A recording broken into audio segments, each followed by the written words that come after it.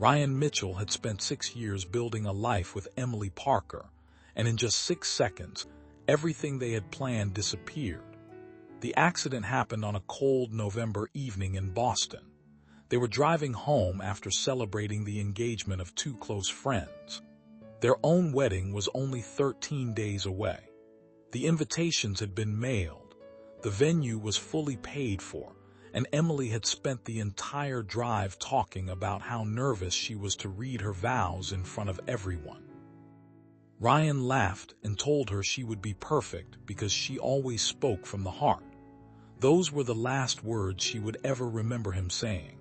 As they crossed an intersection near Back Bay, a pickup truck ran a red light at full speed. Ryan barely had time to react before the impact spun their car across the pavement and into a traffic signal. The sound of twisting metal echoed through the street as airbags exploded around them. When the vehicle finally stopped moving, Ryan's ears rang so loudly he could hear nothing else. He turned toward Emily. She was unconscious. Blood ran slowly from a cut above her forehead, and her breathing was shallow but steady. Ryan called her name again and again while struggling to open the crushed driver's door. Within minutes, police officers, firefighters, and paramedics surrounded the wreckage. Ryan was taken to the hospital with minor injuries. Emily was rushed into emergency surgery before he could even speak to her. The next 48 hours became the longest of Ryan's life. Doctors managed to stabilize her condition, but the swelling in her brain remained unpredictable. They warned her parents that the coming days would determine whether she would recover completely, suffer permanent neurological damage, or never wake up at all. Ryan refused to leave the hospital. Every morning he sat beside her bed before sunrise. Every night he stayed until nurses gently reminded him that visiting hours had ended. He spoke to her even when she couldn't respond. He described the apartment waiting for them, the honeymoon they had planned in Maine, and the wedding dress she had spent months choosing. He believed that somewhere behind the silence she could still hear him. 5 days after the accident, Emily slowly opened her eyes. Relief swept through the room as doctors confirmed she could move her hands, follow simple instructions, and recognize basic objects. Her parents cried openly. Ryan stood quietly near the window, unable to stop smiling. Everything else suddenly seemed unimportant. She was alive. That was enough. At least, that was what he believed until the neurologist began asking routine memory questions. Emily correctly answered her full name, her birthday, the name of the university she had attended, and the city where she lived. She recognized both of her parents immediately. Then the doctor pointed toward Ryan. Emily studied him for several seconds before offering a polite but confused smile. She apologized softly and admitted she didn't recognize him. Ryan assumed she was still disoriented from the medication. He stepped closer, expecting that hearing his voice would trigger something familiar. Instead, Emily looked even more uncertain. She quietly asked whether he was one of the doctors. The room fell completely silent. The neurologist continued asking gentle questions. Emily remembered working as a freelance photographer. She remembered graduating from college. She remembered moving into her first apartment in Boston. But according to her memory, all of those events had happened only a few months earlier. The last 6 years of her life simply didn't exist. Ryan wasn't only forgotten. In Emily's mind, they had never met. Later that afternoon, the neurologist called Ryan and Emily's parents into a private consultation room. Brain scans showed signs of retrograde amnesia caused by traumatic injury. Memories sometimes returned over time, but there were no guarantees. Some patients recovered within weeks. Others never regained what had been lost. Before leaving, the doctor offered one piece of advice that Ryan would never forget. Don't try to force her to remember who she was. Right now, she needs to feel safe more than she needs to remember. Ryan nodded, though he barely heard the words. Through the small window in the hospital door, he watched Emily laughing gently with a nurse she had met only minutes earlier. Then she glanced toward him again with the same polite smile a stranger might offer someone passing in a hallway. And for the first time since the accident, Ryan realized that surviving the crash had been the easy part. Now he had to face the possibility of losing the woman he loved while she was still alive.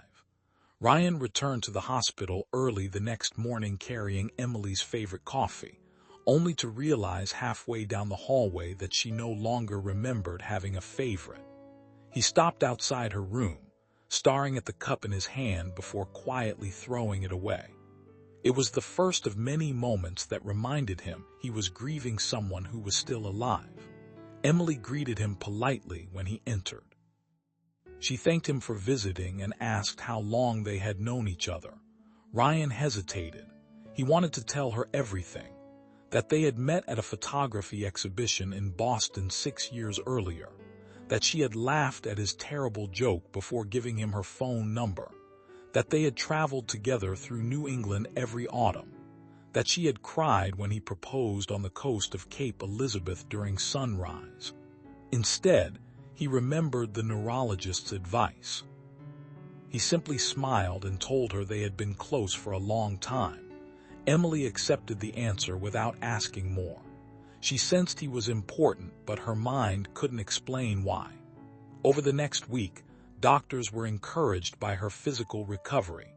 She walked without assistance, remembered new information easily, and showed no signs of permanent cognitive damage beyond the missing years. The only mystery remained Ryan. She could learn his name, his job, and everything people told her about him, but none of it felt like a memory. It felt like reading someone else's biography. Friends began visiting the hospital with flowers and photographs. They laughed while sharing stories from birthdays, vacations, and holidays. Emily enjoyed hearing them, but each picture left her with the strange feeling that she was looking at another woman's life. In almost every photograph, Ryan stood beside her. They looked happy together, completely in love, yet she felt no connection to the smiling woman holding his hand. She studied her own face as if searching for clues hidden inside it. One afternoon, her mother brought a large box filled with keepsakes from the apartment Ryan and Emily had shared. Ticket stubs from concerts, seashells collected during vacations, handwritten birthday cards, a small notebook where they had listed dreams for the future. Emily examined every item carefully. She recognized her own handwriting but couldn't remember writing a single word. Near the bottom of the box, she found a tiny velvet ring case. Before anyone could stop her, she opened it. Inside rested the engagement ring Ryan had placed on her finger 7 months earlier. Emily looked from the ring to Ryan, who stood quietly across the room. Her eyes filled with confusion rather than happiness. She apologized again, saying she wished she could feel what everyone else clearly expected her to feel. Ryan forced a reassuring smile, though every word cut deeper than he admitted. After Emily fell asleep that evening, Dr. Sarah Collins asked Ryan to stay behind. She explained that emotional pressure could unintentionally slow recovery. Patients with retrograde amnesia often became overwhelmed when surrounded by constant reminders of memories they couldn't access. She suggested something that sounded impossible. Ryan should stop trying to be Emily's fiancé, at least for now. He should become someone new she could learn to trust naturally, without expectations. It wasn't about giving up. It was about giving her mind the freedom to heal without carrying the weight of a relationship she couldn't remember. Ryan drove home to the apartment they had shared for almost 3 years. Wedding decorations still covered the dining table. Emily's wedding dress hung in the spare bedroom exactly where she had left it after the final fitting. The calendar on the refrigerator still displayed the date of their ceremony, now only a few days away. Quietly, Ryan removed every reminder of the wedding and packed them into storage boxes. Not because he had stopped believing in their future, but because he realized their old future no longer existed. If they were ever going to find each other again, it wouldn't happen by recreating the past. It would have to begin the same way it had 6 years earlier, as complete strangers meeting for the very first time. Emily was discharged from the hospital 2 weeks later. Doctors recommended that she temporarily move back into her parents' home while continuing neurological rehabilitation. Ryan helped carry her luggage inside but didn't stay long. He understood that seeing him every day might only increase the pressure she already felt. Before leaving, he gave her a small notebook with a blank cover. Emily looked at it curiously. Ryan simply smiled and told her it wasn't a diary from her past. It was for whatever memories she wanted to create from that day forward. She thanked him, touched by the thoughtful gift, even though she still couldn't understand why his kindness felt strangely familiar. Life slowly settled into a new routine. Emily attended therapy sessions 3 times a week with Dr. Sarah Collins, who encouraged her not to chase memories but to focus on rebuilding confidence in herself. The brain, she explained, often healed in unpredictable ways. Stress and disappointment could interfere with recovery just as much as the injury itself. Ryan kept his distance, but he never disappeared. Every Saturday morning, he dropped off fresh pastries from Emily's favorite bakery without leaving a note. He still remembered exactly which one she used to order.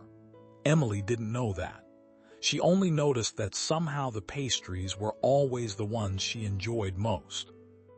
One afternoon, while walking through Boston Common with her camera, Emily unexpectedly ran into Ryan. The meeting wasn't planned. Ryan had just finished a fire safety presentation at a nearby elementary school.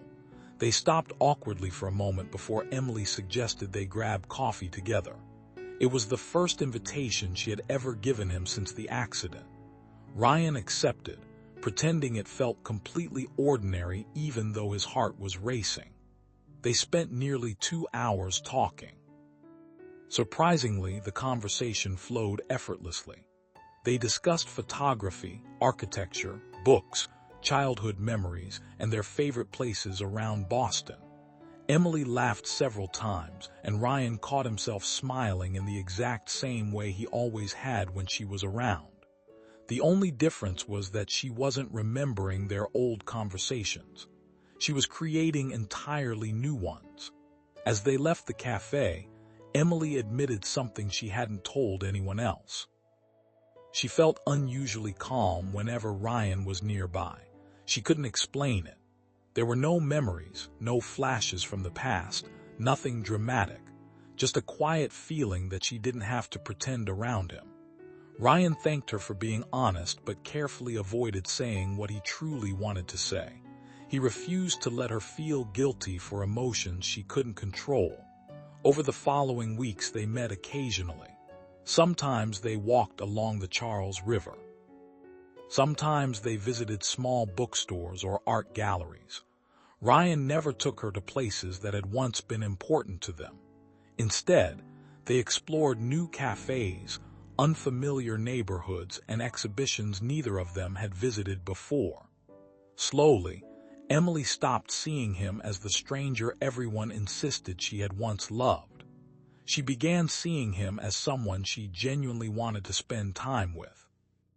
One evening, after watching the sunset from the harbor walk, Emily asked Ryan a question that caught him completely off guard. She wanted to know why he had never pressured her to remember him when everyone else constantly talked about the past.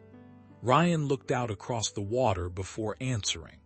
He told her that love wasn't about convincing someone to feel something.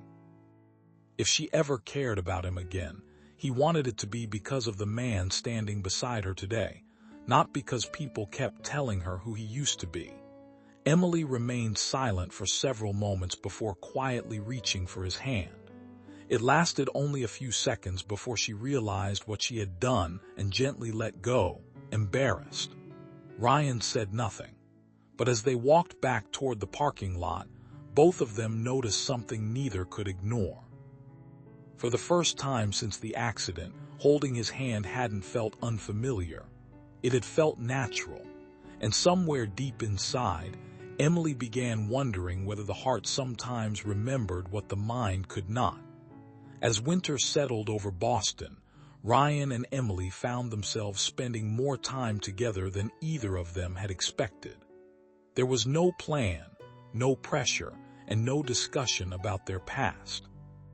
Their relationship grew naturally, almost as if two strangers were slowly discovering each other for the first time. Emily still attended therapy every week, and Dr. Sarah Collins noticed a remarkable change. Her anxiety had almost disappeared. She laughed more often, slept better, and no longer became frustrated whenever someone mentioned the missing years. The memories still hadn't returned, but she had stopped measuring her happiness by what she couldn't remember.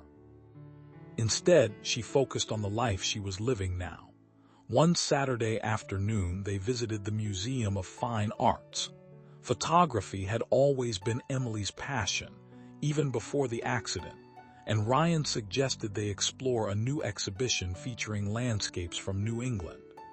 As they wandered through the galleries, Emily found herself instinctively reaching for Ryan's arm whenever she became excited about a photograph.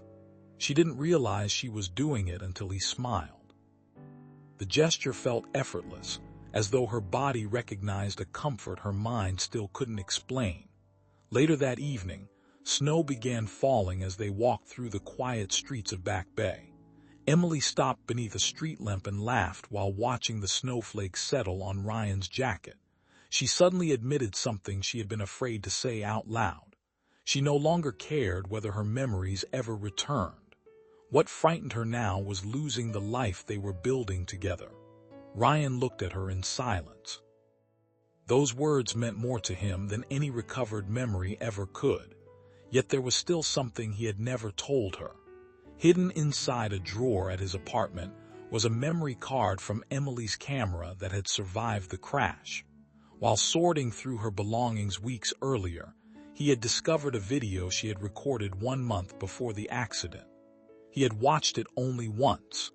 Emily had been sitting on their apartment balcony at sunset, smiling directly into the camera.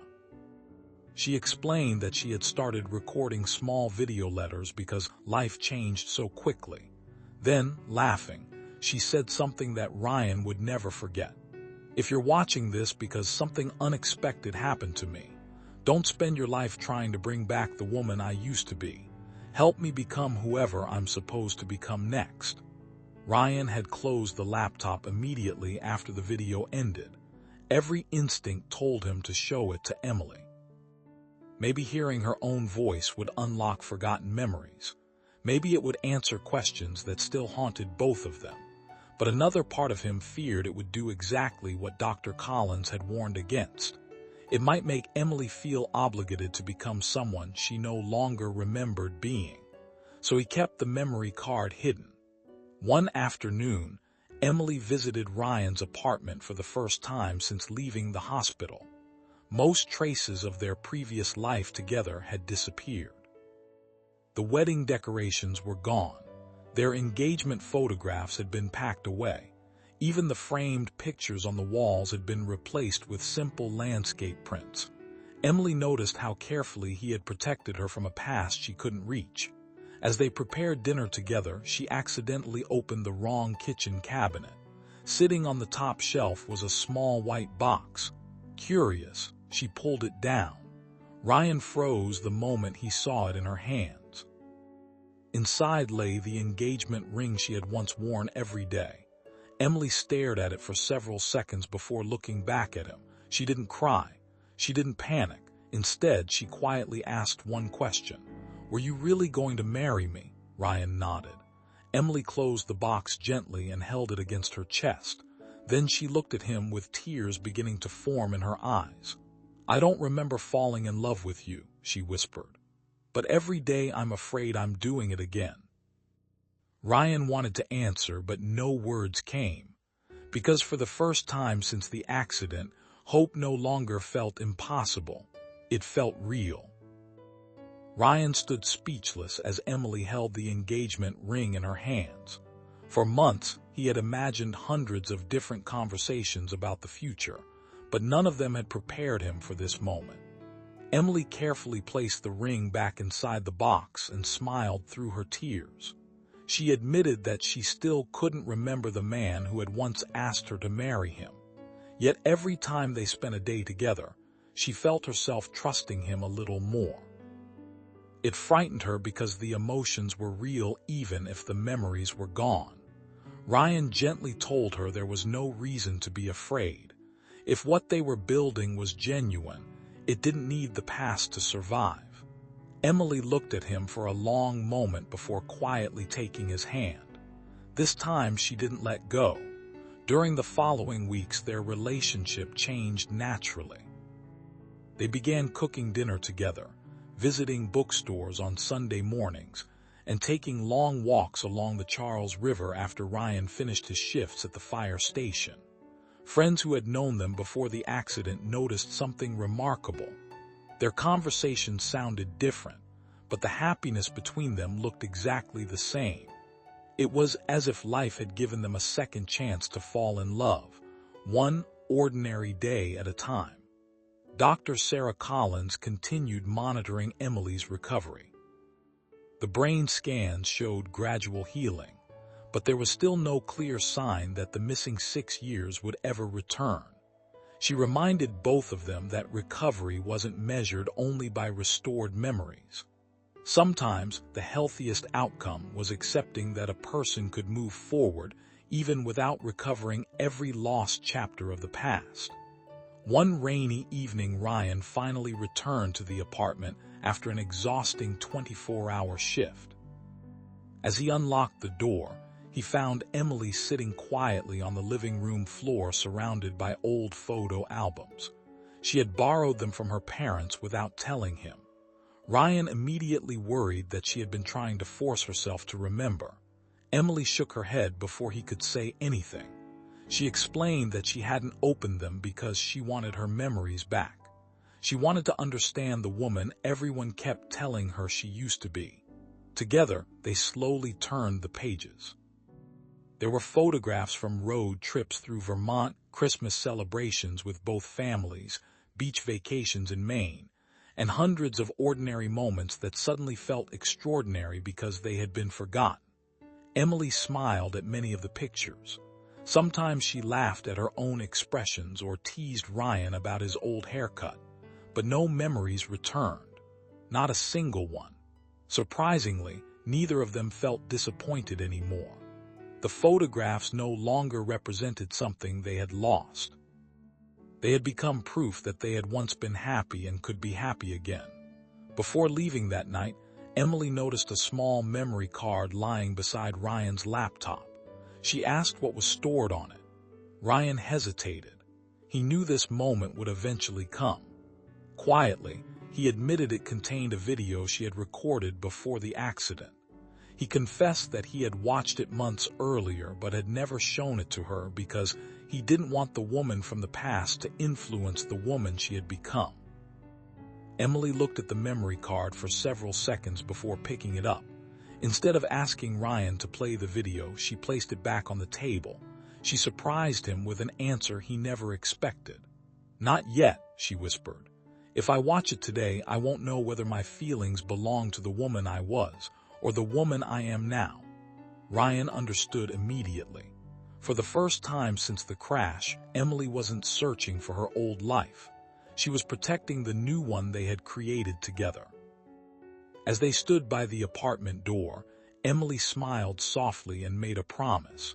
When the time felt right, they would watch the video together, but only after she was completely certain that loving Ryan had become her own choice, not a memory someone else had returned to her. Spring arrived in Boston almost 6 months after the accident. The city looked completely different from the cold evening that had changed Ryan and Emily's lives. Trees along the Charles River were covered in fresh green leaves. Cafes filled their outdoor patios once again. And for the first time since leaving the hospital, Emily felt as though she was no longer living between two versions of herself. One Saturday morning, she called Ryan and asked him to meet her at the small waterfront park where they had shared their very first date years earlier. Ryan smiled when he received the message, knowing she had no idea about the significance of the place. Emily, it was simply a beautiful location she had recently discovered. Ryan arrived carrying 2 cups of coffee. Emily laughed the moment she saw them. Without thinking, she reached for the blue cup instead of the white one. Ryan froze for a second. Before the accident, she had always taken the blue one because she insisted it kept coffee warm longer. She noticed the look on his face and asked what was wrong. Ryan only smiled and shook his head. Some memories, he realized, didn't need to be explained. They simply found their way home.